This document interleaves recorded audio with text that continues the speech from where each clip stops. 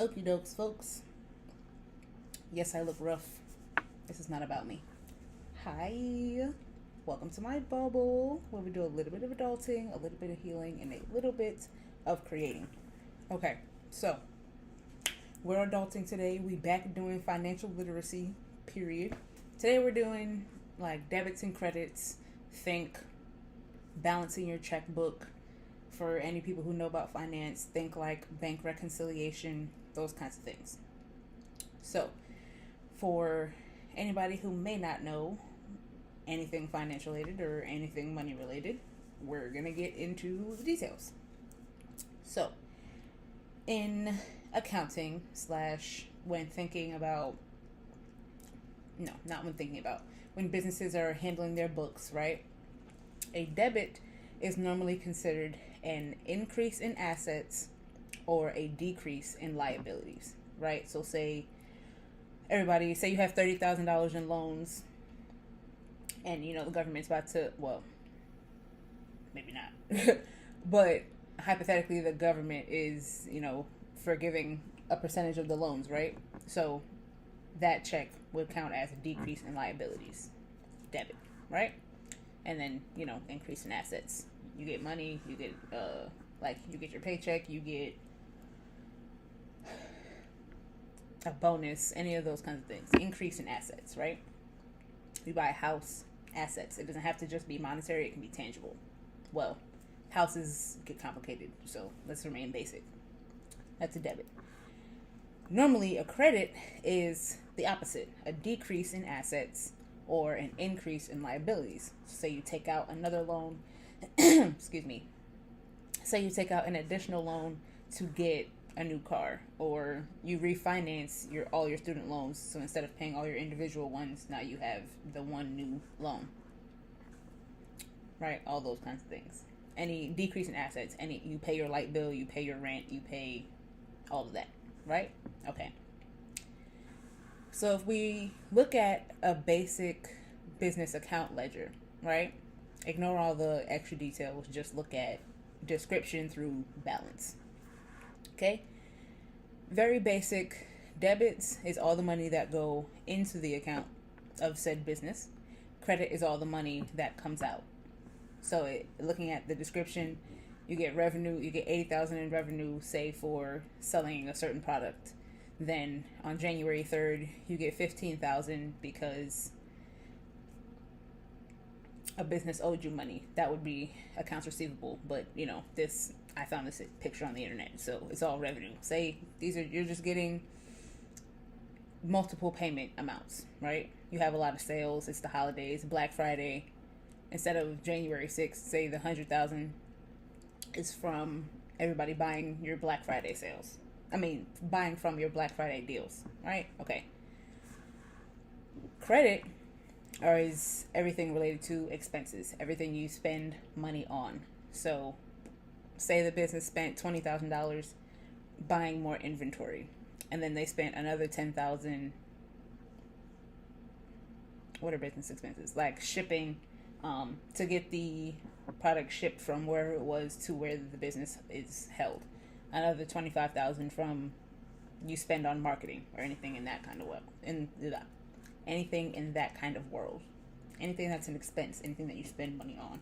I know I look crazy, but it's alright. That's how it be sometimes when you gotta do adulting and keep track of numbers. Okay. Now, if you watch the balance column, it really puts in perspective / does the monetary tracking of how debits and credits affect the account, right? So say this is a brand new account, and on January 1st you deposit $80,000 that you received from just a regular sale, right? A business received from regular sales. Your balance is $80,000. Next day you spend $20,000 ordering inventory. So now your account balance is the $60,000. Next day, you get accounts receivable. One of the people that you deal with, they paid their bill that they owe you. Now you have, so they paid you $15,000. That brings your account balance up to the 75,000. The next day you spend 10 grand. Day after that you spend 25. Each time your account goes down, the credits. And then the following 2 days after that, you get 100,000, you get 12,000.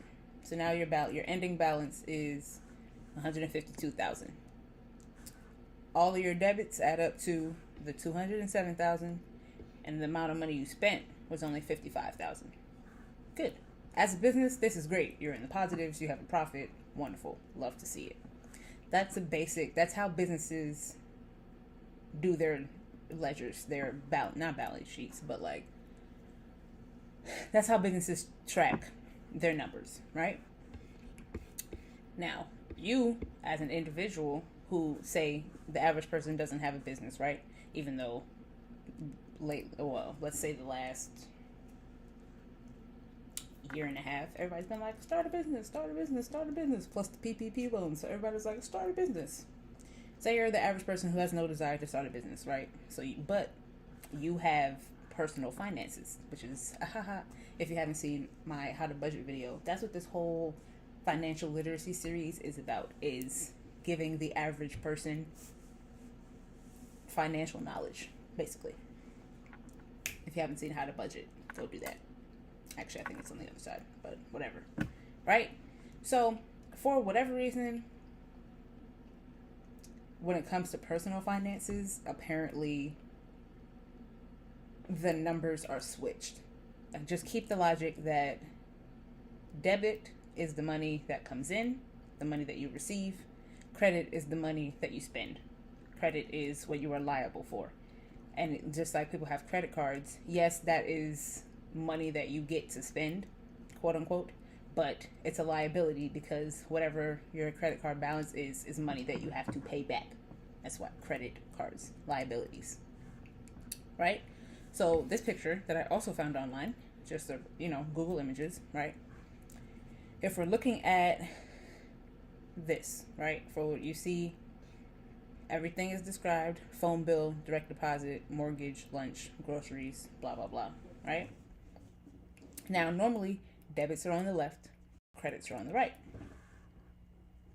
Now, in this picture, everything in the left column is all money going out. So, you would think, right? I don't know why people switch them, but whatever. Forget how this is actually labeled. Just stick with me, right? So if we're looking at the descriptors through to the balance. Here, up at the top right, you see $437.50. Say that's your beginning balance, right? Say we're starting in the new, right, this is September. Going into September, your starting balance in your account is $437.50. First day of September, you pay your phone bill. That's $45 even. That comes out of your account. Your balance is now $392.50. Also on the first, your job direct deposits money into your account, so you have $1,000 that you receive. Now your balance goes up to $1,392.50. But it's the first of the month, right? You got to pay your mortgage. That's $500 that comes out. You got paid today, so you bought lunch instead of making lunch. You spent $350. You wanted some cash to carry, so you took out $22. And then on your way home, you went to the grocery store to pick some stuff up. You spent $65. Each line counts as its own thing. Like I wouldn't recommend it, but you can combine, say, lunch and groceries and just put like food or whatever. But that's not, when it comes to, say, like balancing your checkbook, it's going to be detrimental because you're not going to know, okay, like food you spent, but food encompasses groceries, lunch, maybe a dinner that you had with somebody. So each thing should be its own line in the way it is here. Also, so you can keep track of how your balance was each time. So after you paid your mortgage, instead of $1,392, now you have $892. Then after lunch, you have $889. After you got some cash out, now you have $867. Then you went and got groceries. Now you're down to $802 solid. Cool. This is more of a balancing your checkbook type of thing. Now me, My mother has a checkbook, but she has never taught me how to balance a checkbook.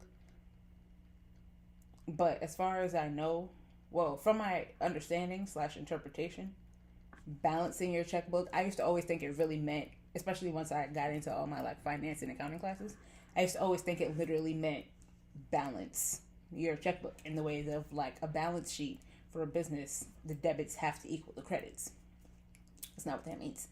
From my understanding, and better shown by this picture, balancing your checkbook really just means knowing what your balance is and how you got to that balance from all your expenditures.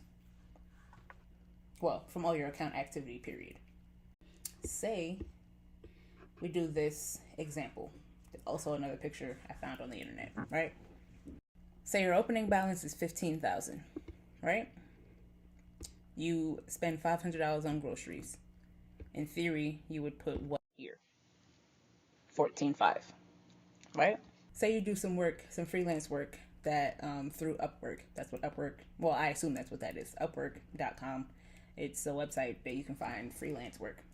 You do some work on Upwork and you get $1,000. That doesn't go in the same column. It's tracked separately. That's money that came in.